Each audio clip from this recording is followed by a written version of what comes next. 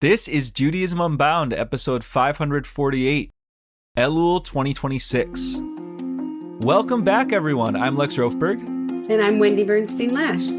And it's a momentous occasion today. We are coming at you for the ninth time, the ninth Elul Unbound, which, of course, is Elul, the final month in the Jewish calendar year, the final month before Rosh Hashanah and Yom Kippur. And 8 previous times, Wendie and I have shepherded y'all through a process of gearing up for the high holidays, on-ramping, if you will.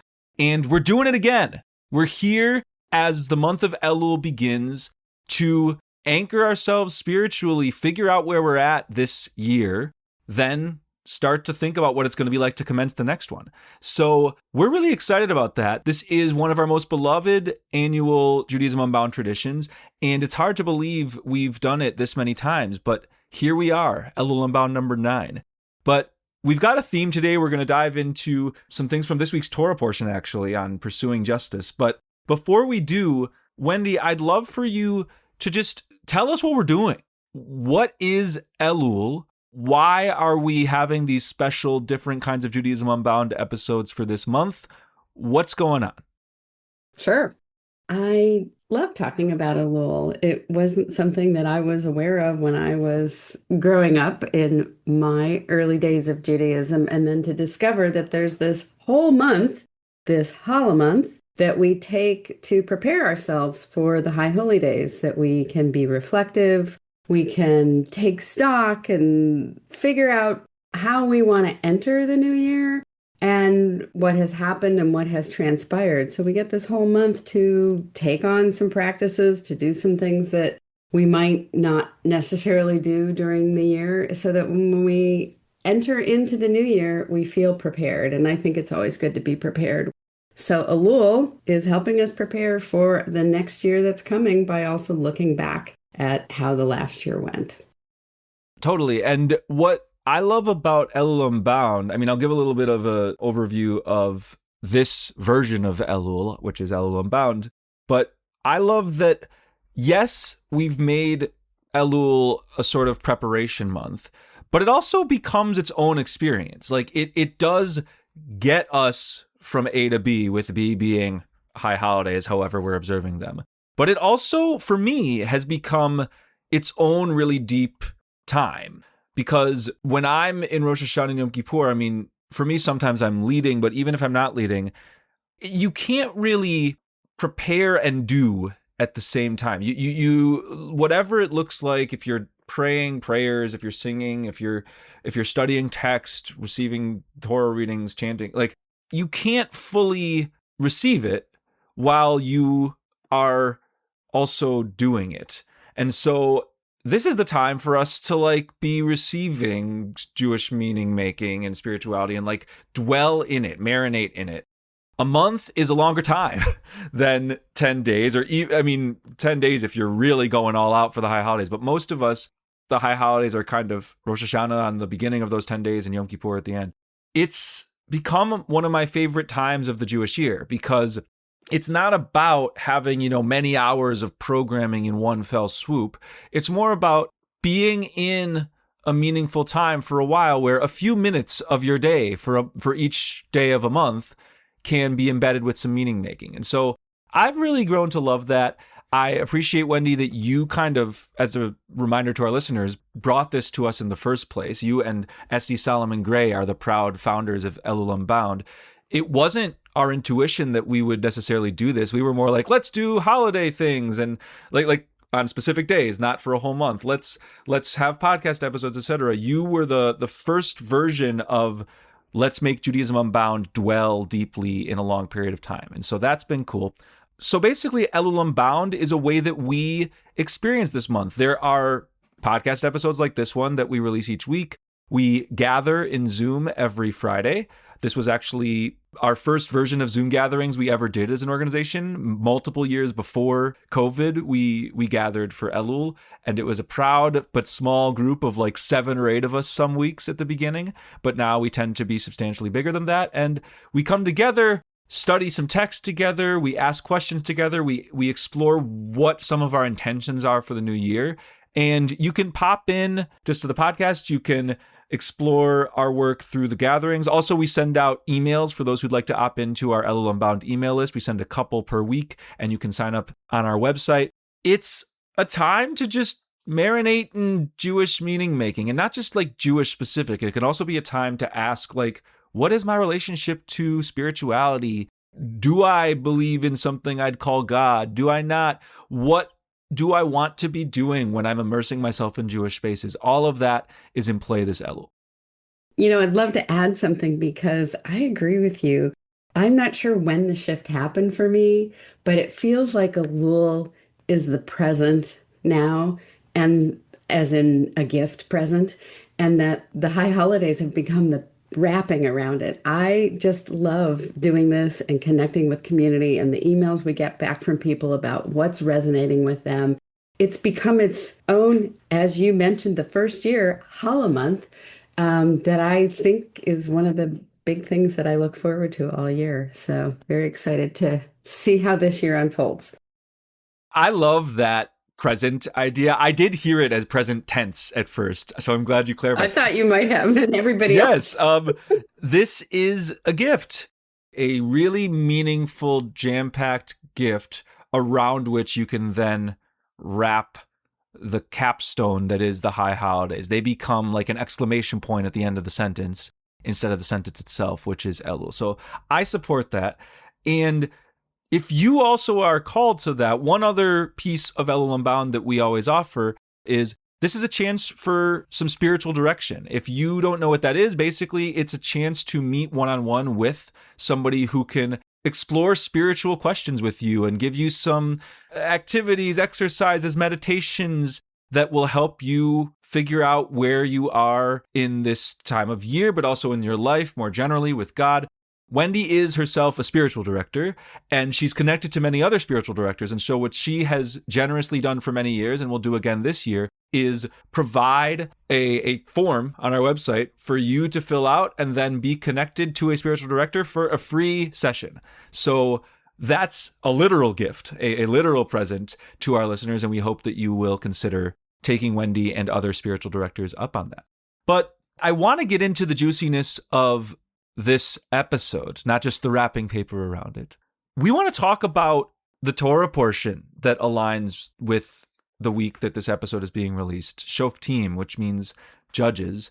And specifically, it has this phrase at the beginning that is among the most well-known aphorisms of Judaism, but it's almost so well-known that we don't dive into it deeply very much. It's just like it's on bumper stickers and wallpapers or whatever, more than we talk about its depth. Tzedek, tzedek tirdof. Justice, justice, you will pursue or you will chase after. That comes from this Torah portion, which this year is the kickoff to the month of Elul. And so, Wendie, I'd love to hear what might that mean for us to kick off this 12th month of a 12-month year, this preparatory mechanism for the new year. What does it mean for us to kick that off with the idea of pursuing justice? Yeah, it's such a great question. And, you have a word repeated, tzedek, tzedek, justice, justice, not just, hey, justice, will you pursue, but thinking about why is that duplicated to put that emphasis in there? And then the word pursue. I mean, it's like such a tight little compact phrase, but there's so much richness there. How can it springboard us into Elul that we're being invited to look at justice? What are the different facets of it, and how do we pursue it? How do we actually go after it? There's a drive there, and there's an opening up of our eyes of awareness. What does justice mean to me? How is it showing up in my life? Where am I being called in this particular time, in this particular moment that I'm living in, that we're all living through? How might justice look different than it did last year? Or how might it look different as we're going into a season of, in the US, it's coming into a political time that's going to be challenging and very full. So being able to hold, like, as we shift into this, leaving one year, going into the next year, how's justice going to be incorporated into what it is that we do? That's what I'm thinking about right now. How about you, Lex? Yeah, I mean, I'm flashing to one of the core taglines of the High Holiday Liturgy, even though we're not there yet, which is this threefold declaration, which says, Uteshuva, utefila, utzdaka, ma'aviri. It continues on, but basically those three words are the key. Teshuva, which is return or repentance, or we've talked in the past about different ways of translating that. Teshuva, which that's the best known word, I think, for the entire time period from Elul through Yom Kippur. So 40 days. Teshuva, which is associated with introspection, with looking inward, thinking about one's own flaws, one's own strengths, ways we want to be in the coming years, ways we also don't want to be that we have been in the past. That's teshuva. It's often a word associated with us on an individual level, each one of us. Tefillah is prayer. It's the English word prayer and tefillah. I don't know if they're like perfect one-to-one equivalents, but the word we associate with like praying liturgy, which one can also do individually, but that's kind of a bridge word. It can be individual, it can be collective, because tefillah is often in group settings.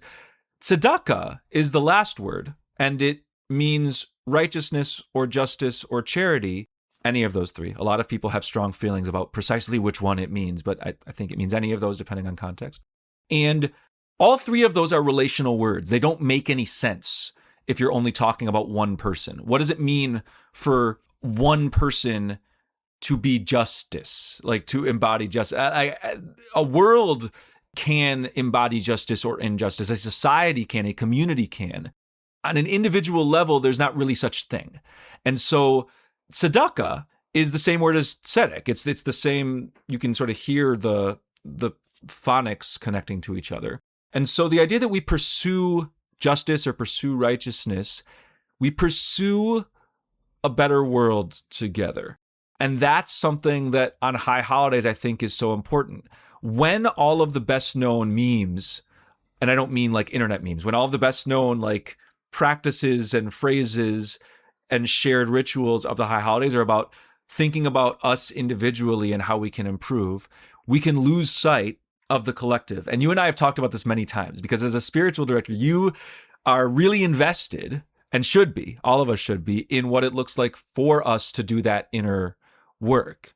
And the tzedek tirdof piece, pursue after justice, run after justice, like that's something external to each one of us. It takes a world to be just or unjust. And so I like that this year, Elul Unbound, which is associated with introspection, inward-looking evaluation, aligns with a Torah portion that is so thoroughly about how we construct our societies. Shoftim is a word for judges. It's people who preside over lawmaking and over societies and help evaluate those who are committing wrongs or committing rights. That's what judges do. Now, I understand that Shoftim judges in the Torah and judges now, they're not exactly the same thing, but they serve overlapping purposes. And so I like that we'd have this push towards tzedek, twice, tzedek, in case you were concerned that it's not a really important word, in the context of a month where we often are thinking not so much about communal justice as much as our own strivings individually. Yeah, when you were talking, had this image of like concentric circles when I think about teshuva, tefillah, tzedakah.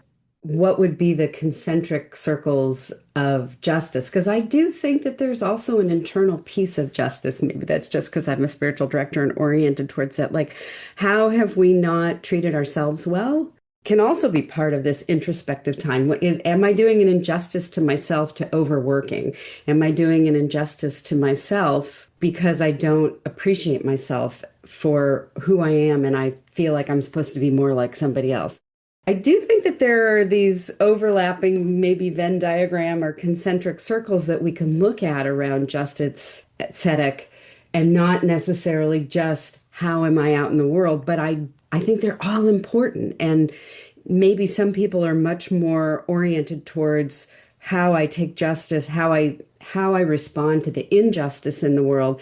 And some people are not, or better at how am I doing internally. Wherever we are not as proficient, this can be an opportunity to look at that and see is there something calling to me to change internally, or looking at it relationally, or looking at it into as even more communally. Yeah, and I want to get a little bit explicit about this because we're talking about what it looks like to pursue justice in the abstract. You've brought us a little bit to, okay, but Lex, on an individual level, what does it look like? Here's some examples of pursuing justice with respect to ourselves. I like those examples.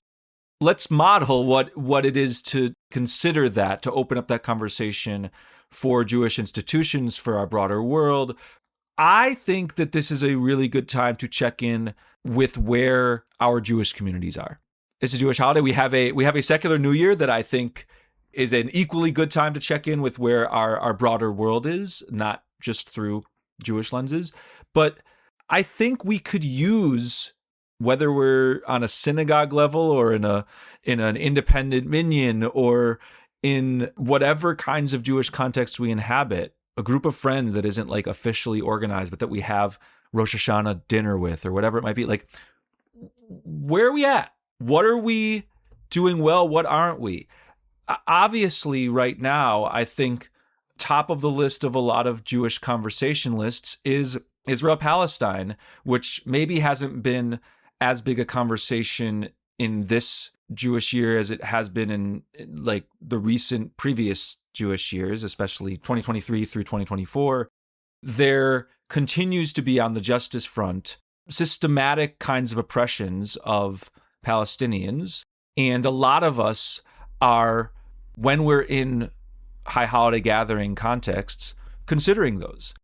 I think that they're part of an equation and not the entirety of an equation. I also want us to be able to think about, if for me, I'm part of the Rhode Island community, the Providence community.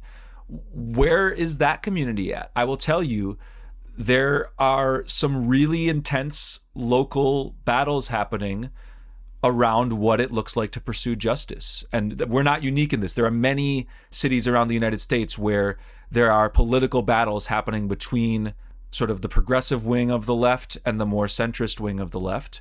And that's manifesting in Providence. And I'm very invested in what I believe would most yield justice for my city and state and country and world on those fronts. I don't think Rosh Hashanah and Yom Kippur are separate from that. And I don't think you disagree either. I think we have a chance to look out and say, what is the me I want to be on an individual level? What is the community I want to be part of? And I don't just mean, I mean that as what are the kinds of Jewish communities, but also what is the neighborhood, the city, the state, like what would make that place more of its own aspirations? We have a month in Elul to sit with those different levels. And I think the tzedek push of our Torah portion allows us not to only get lost in the fist banging on our chests of what we need to change, and even not to get lost in the open hand self hugs of what we value about ourselves. Yeah. The times that I've been in institutions that are self-reflective are or communities that are self-reflective are sadly very, very few. And this, what would it be like to make Elul be this communal wide reflection of how are we allowing the variety of Jewish opinions to actually feel like they all belong? I think it's a hard thing to do. I think it's especially hard around Israel-Palestine. But if we don't address it, it's going to keep creating more of, the divisions that we all feel, or the lack of certain voices being allowed to be. I'm Jewish and I feel this way. Like whenever these things occur, they're opportunities, if we see them that way, to pivot. So I love that. I think inspirational, aspirational. And so where do we as individuals, how can we help cultivate that in any way that we can, especially around generational divides? How do we move together instead of separating? That's a really good question. How do we move together instead of separating? For me, I think it's equally, do we move together or separate? And I don't mean that antagonistically or harshly. I just mean like in the spirit of check-in. Like Rosh Hashanah, New Year is a check-in. Like you turn a calendar page and it's like, oh yeah, zoom out for a second. Like naturally, when you turn the page, I'm thinking literally turning a page of a book. Like when you're on a page, you're in that page. And then you turn the page and you're like reminded that you are within a span of an entire book, right? Now, do we have that realization every time we turn a page in a physical book? I don't know. But when we turn from one year to the next, there's a natural check-in. And for me, in what circumstances and for what purposes do we really want to be mindful of bridging across difference, whether that's political difference, whether that's denominational difference, whether that's all sorts of differences. Some purposes are really important to not be separated around. Others, this is a check-in to say, actually, I'm really comfortable if we were asking this question of like our local Jewish community we're part of. I actually really value that a community I'm part of has decided to position itself really firmly on a particular set of issues such that it's really able to mobilize effectively for folks who align with that. And it's less speaking to others. And it's natural and healthy that will manifest that way. While still, we want to be able to have moments where Jews across political difference gather together, support one another. So for me, it's less how do we across the board transcend our differences and more, when do we seek to transcend those differences and when don't we? Mm. Which, again, I'm not saying that to be like hostile. I'm not saying that to like shake my fist at the Jewish communities that I do actually think are separate from me in certain senses. I bring it up because I think that's something that pops into people's hearts and heads this time of year. A lot of folks who don't regularly spend time in Jewish spaces are in Jewish spaces on Rosh Hashanah and Yom Kippur. And there's this moment where you walk in and it's like, okay, in what ways am I this? Am I part of this? Is this really an extension of me? In what ways am I not? That's true if you're going to a synagogue and you feel differences in a certain way. It might be true even if you go to a community that's like super politically defined and like you feel aligned in certain senses, but maybe they pray a different way from you. And you've made a choice to prioritize a political alignment over a style of worship. Like all of these things are worthwhile check-ins. And this moment I think is better than any other in the Jewish year for a check-in. We're too busy with liberation conversation on Passover to have a check-in. I think it's like there's too much juice there. On Hanukkah, we got a story to tell. We've got candles to light. We've got the wonder of fire and light in the midst of darkness. We're usually not checking in December, although maybe when Hanukkah overlaps with the New Year every once in a while, this starts to be interesting. But like Rosh Hashanah and Yom Kippur, I think serve that role. We can ask the questions about how do we transcend difference and also when do we, for purposes of the Judaisms we want to build in the world. Yeah, I mean, I don't know other traditions as well as I know Judaism. So, but I love that actually Judaism has it on like all these different levels. You can do it weekly, as you're preparing to enter Shabbat. You can do it monthly as you're beginning the new month. And there actually is a tradition of Yom Kippur Katan, a little Yom Kippur where you look at the month, and most people don't know about it and very few people do anything with it, but it's there in the tradition. And then we have this annual cycle. And so it's reminding us, check in with yourself, check in. Are you on track? Are you off where you want to be? What an amazing thing if we really picked up all of these opportunities to check in and not just be on kind of autopilot. And you teed me up perfectly as we close this episode because you mentioned the check-in on a weekly level, check-in on a monthly level with Yom Kippur Katan, check-in on an annual level through Elul into the high holidays. There's one more, and that's what we're going to talk about next week, this 7-year Shemitah cycle. We, through Elul Unbound, every year have taken that as a check-in moment for our overall 7-year sabbatical cycle, and to some degree, the next level beyond that, the 49-year Jubilee cycle. And so next week, we're excited to dive into what it looks like to be in a thurs year. And that's not a third year, that's a THURS year, because the Jewish year we're about to start is the 5th out of 7. It is the Thursday of the proverbial week of years. And so it's a thurs year. And we're going to figure out together, we haven't really brainstormed that much, we're going to do it live on this podcast, what it means to inhabit that 5th year out of 7. What is it to be in the Thursday of years for an entire year, and how might we generate meaning from it? So that's going to be our conversation next week, and we hope that you'll join us for it. As we close out, we would really love to see you at our gatherings. So each Friday of this month, we'll be together, and you can sign up by heading to judaismunbound.com/Elul. That's ELUL. Head there, register for our upcoming Shabbat gatherings.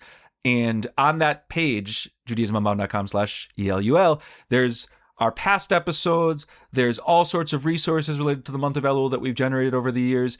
It's a jam-packed one page that you can go to and fill your days this month with whatever amount of Elul material you're looking for. And so, Wendie, it's always really, really fun to hang with you in these conversations. I can't wait to have 3 more. Please be in touch with us by sending an email to Elul, ELUL, at judaismunbound.com. That'll go to both Wendie and I. And also know that we have mini courses in the Anya Shiva kicking off. We've taken summer off for the Anya Shiva, but there's learning and unlearning to do. So head to judaismunbound.com/classes to sign up for one of our 3 Elul mini courses with Alicia Jo Rabins or Chava de Cordova or Lainey Solomon. Amazing, amazing teachers of Torah. So thank you so much for listening. And with that, this has been Judaism Unbound.